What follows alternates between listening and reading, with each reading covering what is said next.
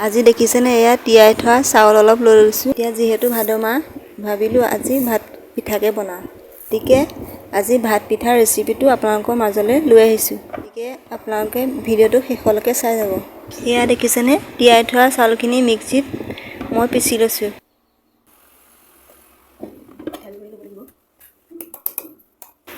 এনেদৰে ভালদৰে গুড়ি হোৱাকৈ চাউলখিনি পিচি ল'ব।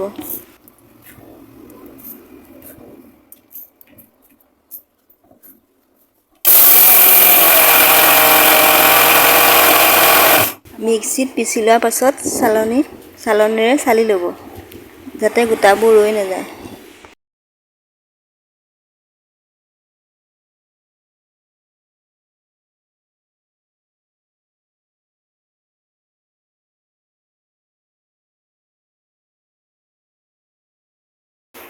এয়া দেখিছেনে মই আটাইখিনি ভালদৰে চালি ল'লোঁ।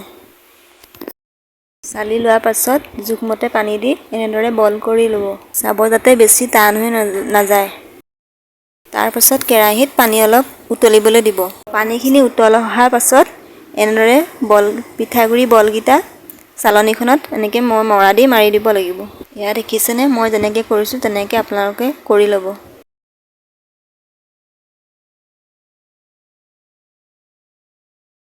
এয়া দেখিছেনে ভালদৰে উতলিবলৈ দিম আৰু ভালদৰে পিঠাখিনি কাঢ়ি দিম। এয়া দেখিছেনে আমাৰ ভাত পিঠা ৰেডি হৈ গ'ল। এয়া দেখিছেনে এটা হৈ গৈছে আৰু দেখিবলৈ খুব ধুনীয়া হৈছে। এতিয়া আমি সকলোৱে মিলি ভাত পিঠাৰ সোৱাদ লওঁ। আপোনালোকেও ঘৰত ট্ৰাই কৰি চাব। আজিলৈ আহিছোঁ, নমস্কাৰ।